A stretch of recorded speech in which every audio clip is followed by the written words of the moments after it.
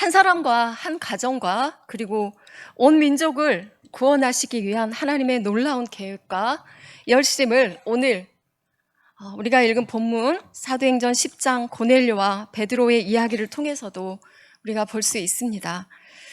가이사랴에 살았던 백부장 고넬료의 이름 우리에게 너무 익숙하죠. 그가 로마 백부장임에도 불구하고 그는 하나님을 이렇게나 잘 섬기는 사람이었습니다. 우리 2절을 다시 한번 읽어보겠습니다.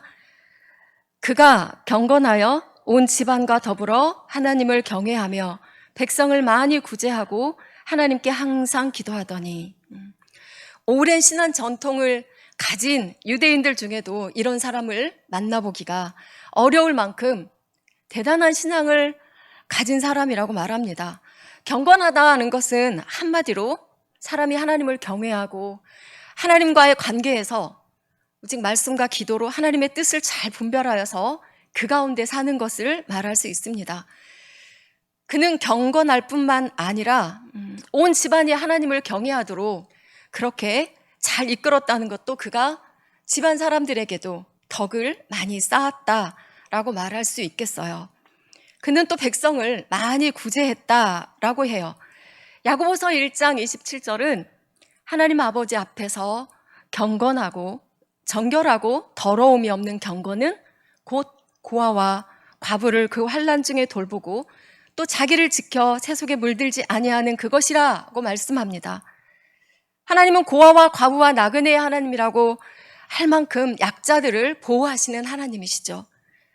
이방인 백부장이 이 정도로 하나님 아버지의 마음을 알고 순종하며 하나님께 항상 기도하는 사람이었다는 건 참으로 놀라운 일입니다.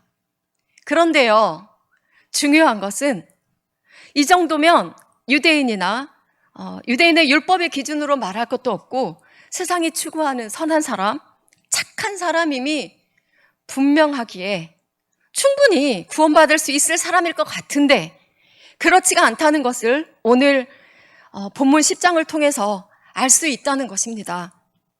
그날도 그는 하나님께 기도하고 있었고 하나님의 사자가 고넬료에게 찾아왔죠. 내 기도와 구제가 하나님 앞에 상달되어 기업하신 바 되었느니라. 천사가 이렇게 말을 꺼내요. 하나님이 고넬료에게 천사를 보낸 이유는 네가 하나님을 잘 경외한다. 기도에 힘쓰는 거, 하나님의 마음을 알아서 구제에 열심인 거, 그거 기억하셔서 칭찬하려고 보내신 것이 아닙니다. 그가 잘하고 있으므로 구원받을 조건에 충족하다고 그 말씀을 하시려는 것은 더더구나 아닙니다. 그가 아무리 하나님 앞에서 잘하고 있었어도요, 지금 고넬료는 분명히 구원이 필요한 사람입니다.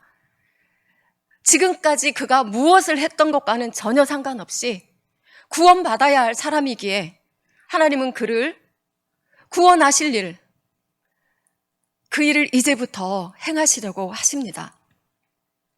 하나님은 고넬료에게 천사를 보내시고 천사를 통해서 베드로를 그 집으로 데려오라고 명하시면서 이 구원의 일을 진행하시는데 아주 세밀하게 베드로가 어디에 있는지 자세하게 가르쳐 주세요. 이것은 하나님의 그 고넬료를 향한 고넬료의 구원을 향한 하나님의 의지이시고 하나님의 열심이세요. 고넬료의 대단한 신앙과 그의 신앙생활로는 구원에 이를 수 없다는 것 명백히 보여주고 있는 장면입니다. 하나님께 그의 경건과 기도가 상달되었다면, 그리고 천사를 보내실 정도라면 하나님은 그냥 그에게 구원을 베푸셔도 되지 않을까? 그렇게 생각할 수도 있겠습니다만 우리가 알다시피 그에게는 지금 예수 그리스도가 없어요. 그는 누가 보아도 선한 사람 같아 보이지만 처음부터 그 안에 있어온 자신도 깨닫지 못하고 있는 그 죄로부터 그를 끄집어낼 수 있는 길이 전혀 열려있지 않은 것입니다. 예수님을 알지 못하지만 종교심이 깊은 사람들이 자신의 힘과 자신의 의지로 선을 쌓아가고 나는 이 정도 괜찮아 라고 하는 그 모습일 수 있다는 거예요. 제가 고넬료를 나쁘게 얘기하고 있는 게 아니고요. 정말 괜찮은 사람이죠. 그런데 예수 그리스도가 없다는 거예요. 그런 그에게 하나님은 예수님을 알게 하려는 것입니다. 그가 아무리 충성되고 삶의 모습이 다를지라도요, 그는 하나님에 대해 스스로 알 수 없어요. 구원의 길에 이를 수 없고요. 아버지께서 그런 고넬료를 아시기 때문에 그에게 구원의 은혜를 베푸시는 것입니다. 그렇다면 굳이 베드로를 불러오시지 않아도 이미 천사를 보내셨잖아요. 천사에게 예수 그리스도를 전하게 하면 고넬료가 더욱 확실하게 주님을 영접할 수 있을 것 같지 않을까요? 왜 하나님은 굳이 베드로를 청해 오라고 하는 걸까요? 하나님은 사람의 구원을 먼저 믿은 자에게서 반드시 복음을 듣게 하시려는 전도에 미련한 것으로 그렇게 하시기로 정하셨기 때문입니다. 고린도전서 1장 21절 함께 찾아서 읽으셔야 돼요. 우리 다 아는 말씀이지만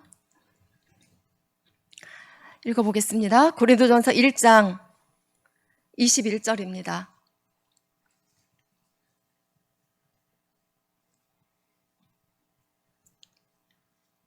읽겠습니다. 하나님의 지혜에 있어서는 이 세상이 자기 지혜로 하나님을 알지 못하므로 하나님께서 전도에 미련한 것으로 믿는 자들을 구원하시기를 기뻐하셨도다. 아멘. 이것이 하나님의 뜻입니다.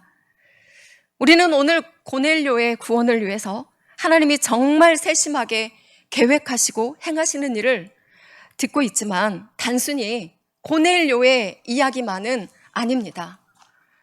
한 사람의 구원을 위해서 하나님은 처음부터 어떤 계획을 갖고 일해 오셨는지, 그리고 지금도 한 사람의 구원을 위해서 우리가 전혀 깨닫지 못하는 사이에 하나님은 어떻게 일하고 계시는지, 당신의 백성을 향한 하나님의 열심을 고넬료의 이야기를 통해서도 우리는 알 수 있어야 합니다.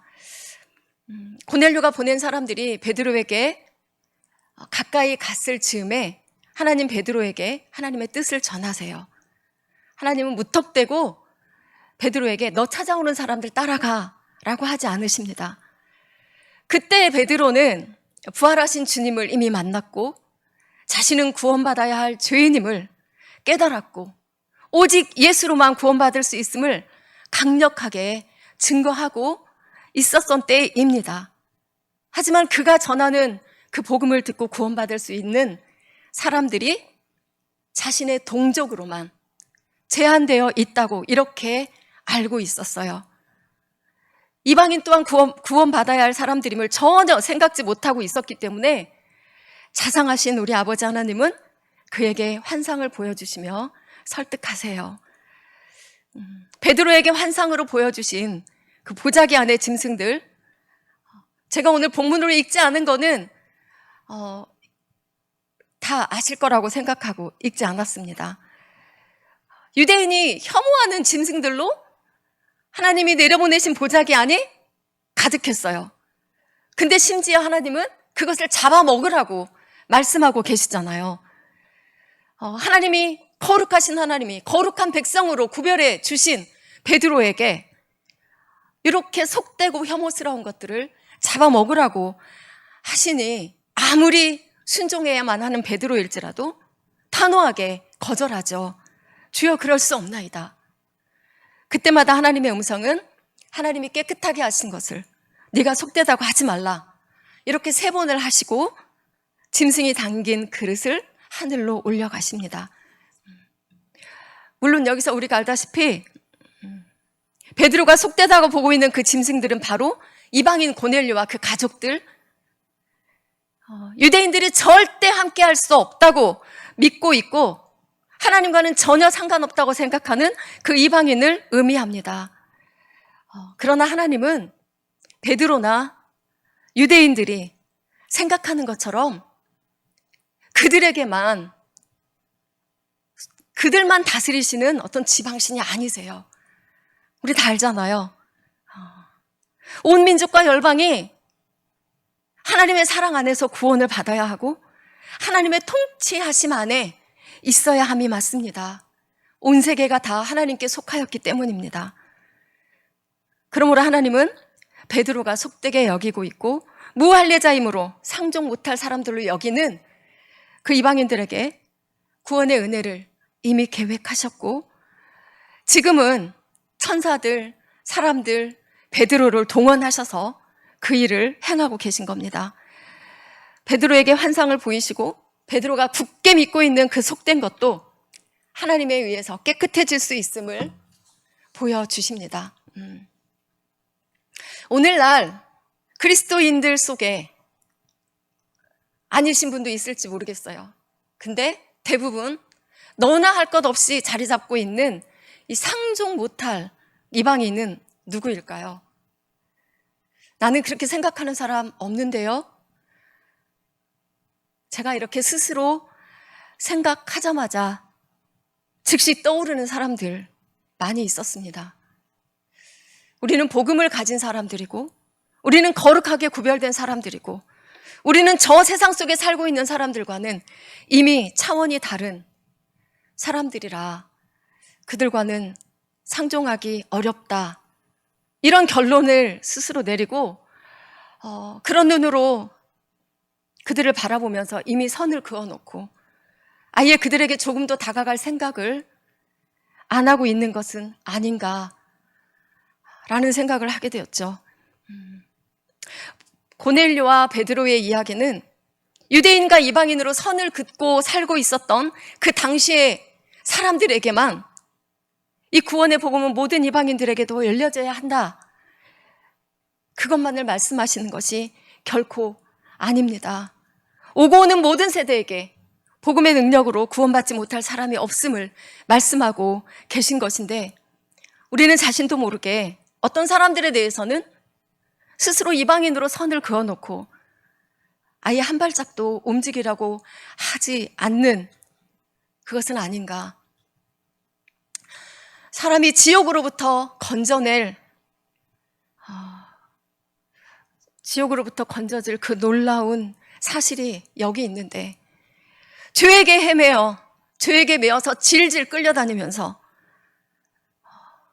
정말 불쌍한 인생을 살고 있는 그 사람들에게 구원받을 수 있는 길이 분명히 여기 있는데, 그 놀라운 길이 여기 있는데 그 길을 알려주지 않고 우리 스스로만 구원받았다고, 스스로는 거룩하다고 그들에게 선을 그어놓고 오히려 그들이 우리를 향해서, 믿는 자들을 향해서 이방인 취급을 하도록 그렇게 우리가 만들고 있지는 않은가 싶습니다.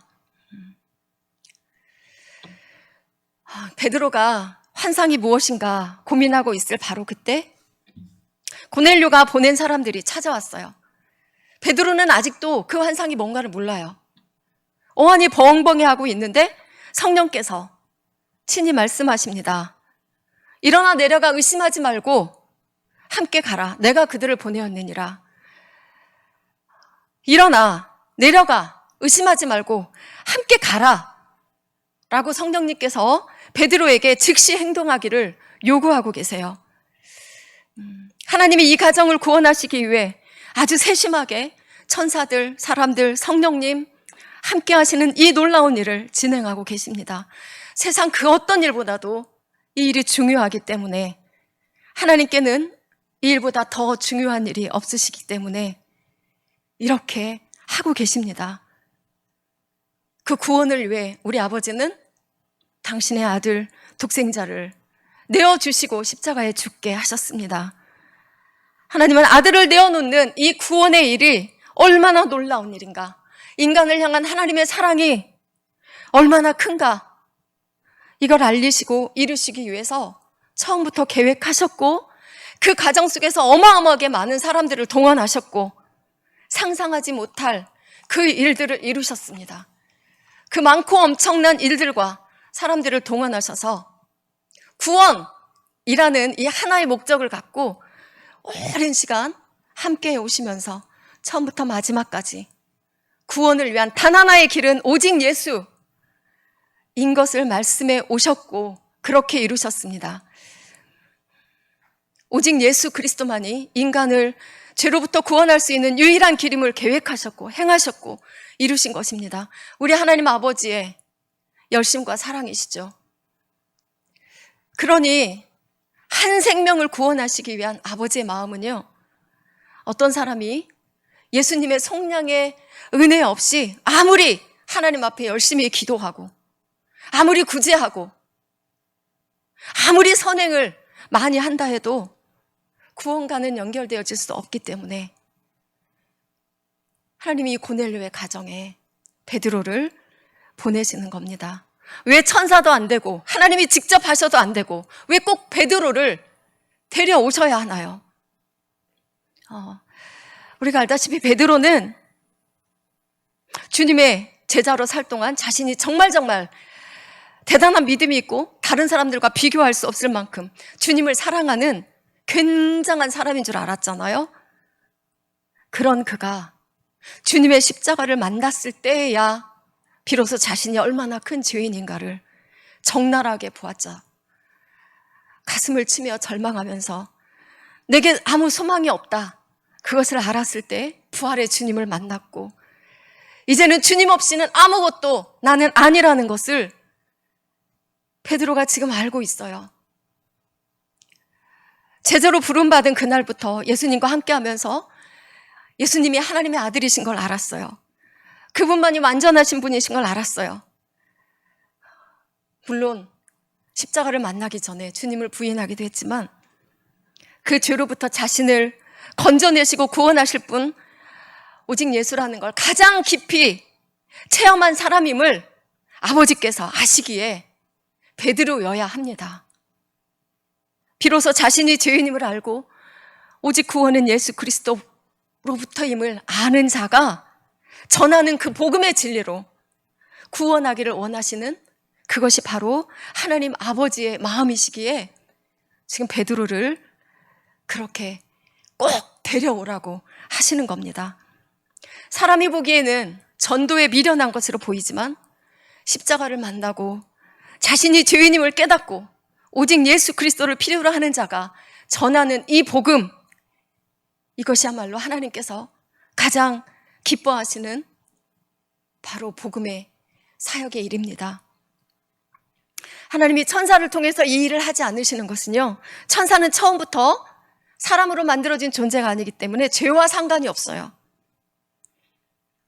하나님이 전도에 미련한 것으로 이 귀하고 귀한 복음이 전해지기를 원하시는 것은 예수 그리스도의 십자가의 은혜를 경험하고 예수를 믿는 것만이 살 길임을 아는 그 사람이 죄에 빠진 자들에게 복음을 말할 때 복음의 참 진리가 제대로 전해질 수 있기 때문입니다. 교회 자랑, 사람 자랑이 아닌 예수 자랑을 제대로 할 때 그때 복음의 진리가 제대로 전해지는 거죠. 우리 고린도전서 1장 17절 함께 읽겠습니다. 고린도전서 1장 17절.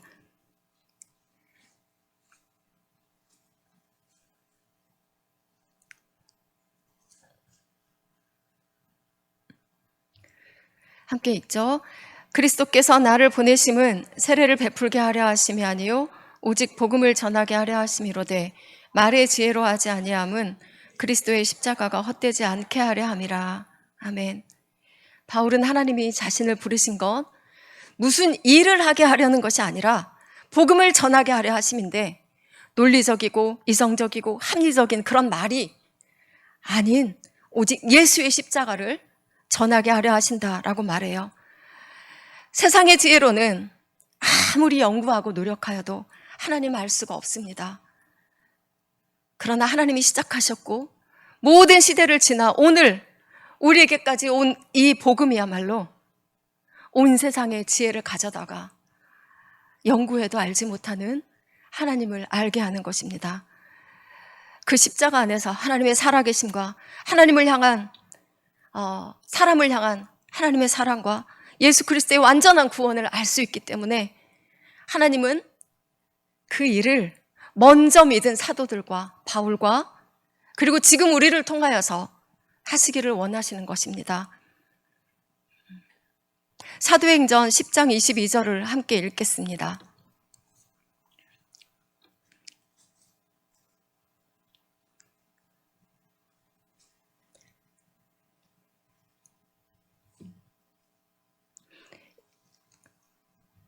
읽습니다.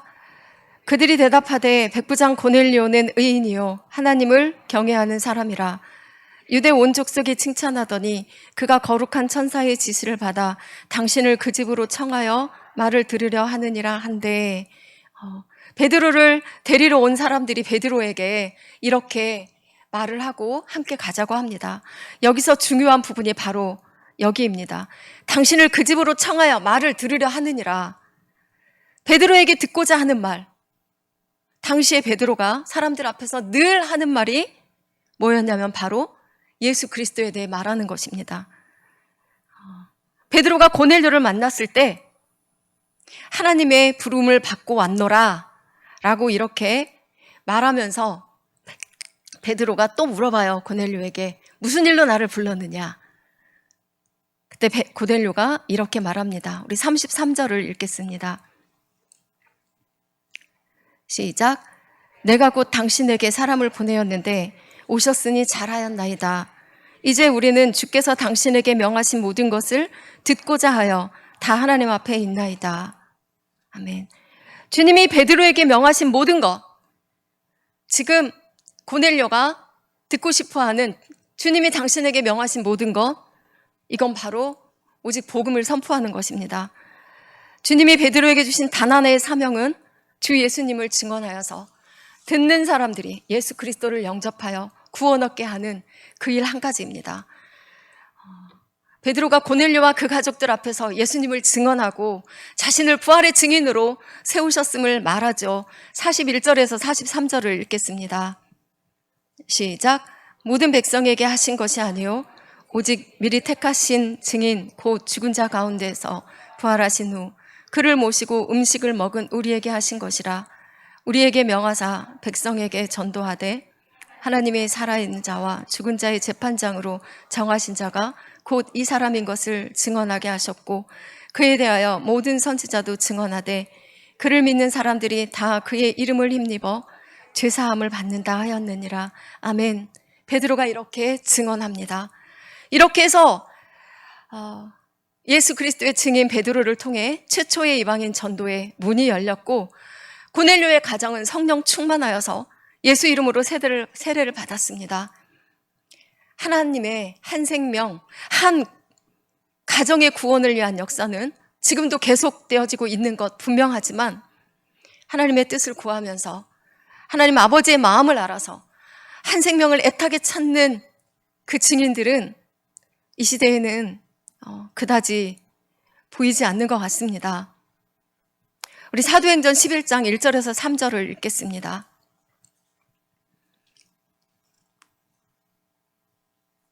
읽겠습니다.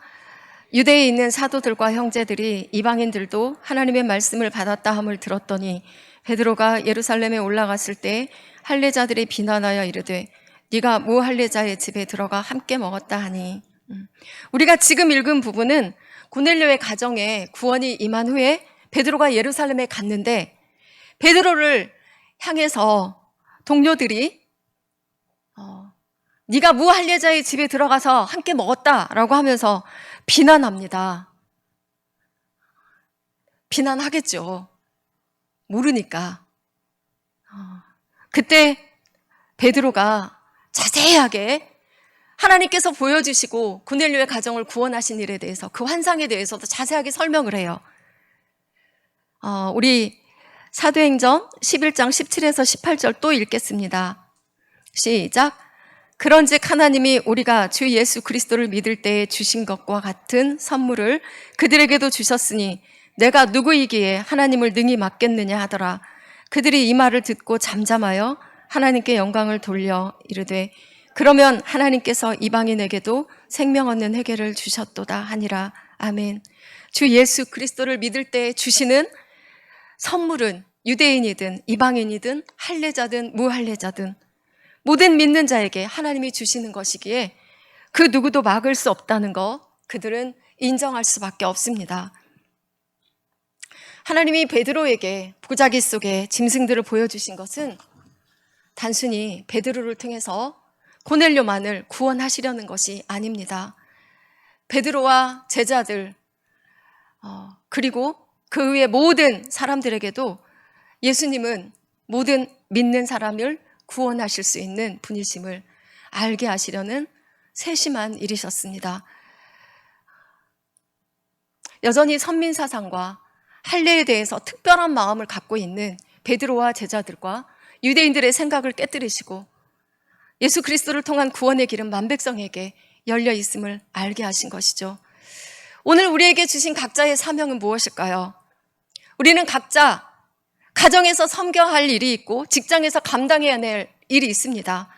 이웃들과의 관계에서 마땅히 그리스도인으로서 살아내야 할 그 사명도 있습니다. 그런데 대부분의 그리스도인들은요, 이렇게 각자에게 주어진 삶의 장소에서의 일들은 사명이라고 생각 안 합니다.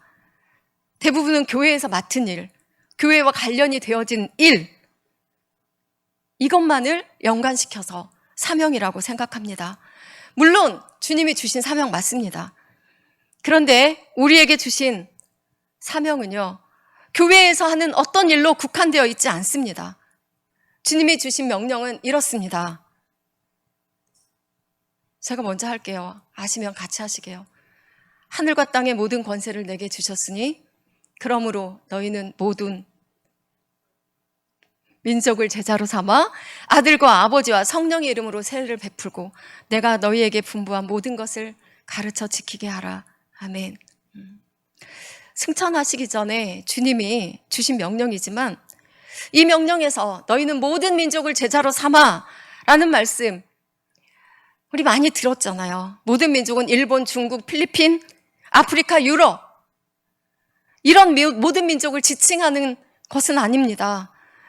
여기서 모든 민족을 제자로 삼으라고 한 것은 나와 관련된 모든 사람, 물론 나와 관련 안 된 모든 사람도 다 포함합니다. 내가 만날 수 있는 모든 사람도 다 포함하고 있다는 것을 말씀드리는 겁니다. 다 모든 민족입니다. 사도행전 1장 8절에서 예루살렘과 온 유대와 사마리아와 땅끝까지 이르러 라는 표현을 해석할 때 예루살렘은 내가 사는 지역이다. 유대는 더 넓은 지역을 의미한다. 사마리아는 더 넓은 이방을 의미한다. 그래서 이제 땅끝까지 라고 얘기하잖아요. 그렇게 알고 있고 그게 맞아요.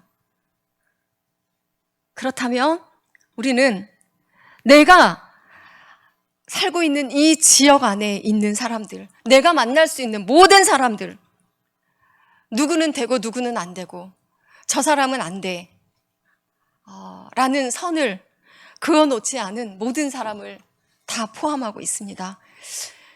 우리는 일상을 거의 교회가 아닌 가정과 일터와 이웃들과의 관계에서 보냅니다. 그렇다면 우리가 사명을 감당한다고 할 때 결코 교회에서 일만으로 국한할 수 없습니다. 일상에서 주의 부르심의 사명을 감당할 수 있어야겠죠. 우리를 향하신 주님의 부르심의 첫 번째 사명은 바로 복음을 전하는 것입니다. 이것은 교회의 첫 번째 사명이기도 합니다. 사도행전 19장에 보면 바울이 에베소의 두란노 서원에서 2해 동안을 날마다 말씀을 가르쳤습니다. 우리 한 번만 더 찾아볼게요. 19장 8절에서 10절 사도행전 19장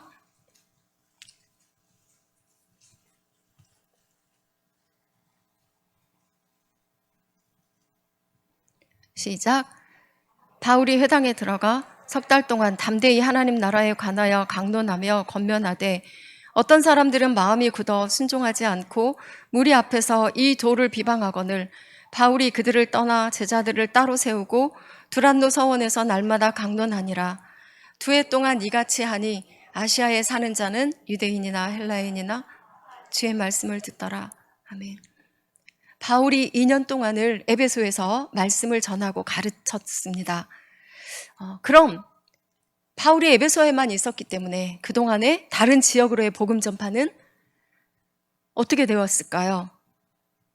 이 기간에 바울이 에베소에만 있었기 때문에 복음이 에베소에만 전파되었을 것으로 생각하지만 사실은 에베소를 중심으로 한 소아시아 이때의 복음이 전파되었는데 골로새, 히에라볼리, 라오디게아 또 요한계시록에 있는 여러 교회들이 이때 생겨났다고 합니다. 당시에 에베소는 상업과 교통의 중심지였어요. 소아시아 일대에서 이곳으로 사람들이 엄청나게 많이 모여왔습니다. 모여든 사람들은 두란노에서 바울의 강연을 들었어요. 좀 전에 말씀에서 읽은 것처럼 아시아에 살면서 에베소에 왔던 사람들이 유대인이나 헬라인이나 다 주의 말씀을 들었다라고 되어 있죠. 그렇게 주의 말씀을 듣고 복음을 들은 그들에 의해서 무서운 속도로 아시아 전역으로 복음이 퍼져나갔던 겁니다. 전도는 너무 어렵습니다. 더구나 오늘 우리가 살고 있는 시대는 어디 가서 예수 믿으라고 말하기 정말 힘든 시대입니다. 그렇다 해도 먼저 부르신 자들을 통해서 하나님이 전도에 미련한 것으로 하시기를 원하시는 이 하나님의 일을 하나님은 반드시 하시기를 원하시기 때문에 우리의 생각대로 지금은 때가 아니야 라고 말할 수 없습니다. 우리 주변에는 고넬료와 같이 선하고 착한 사람인 것이 분명한데 반드시 그 죄로부터 구원받아야 할 사람들이 정말 많습니다. 내 마음속에서 이미 저 사람은 안 될 사람이라고 선 그어놓고 아예 다가가지 않고 있는 이방인 같은 사람도 정말 많습니다. 분명한 것은 내가 판단하고 내가 주장할 수 있는 일이 아니라 이 모든 일을 주관하시는 하나님께 맡기고 우리는 입술을 벌려서 예수님을 증거해야 한다는 것이죠. 용기가 필요하고 정말 담대함이 필요합니다. 그래서 주님이 우리에게 약속하신 것이죠. 세상 끝날까지 내가 너희와 항상 함께 있겠다고요. 이제 우리의 열심을 기대하시는 하나님의 그 사랑의 약속을 우리가 붙잡고 우리를 향하신 하나님의 사랑은 그 열심은 조금도 변함없이 계속되어지고 있기 때문에 이제는 우리가 아버지의 마음을 받아서 우리의 열심을 한번 기대해 봐야 할 때라고 믿어집니다. 지금이 바로 그럴 때인 줄 믿습니다.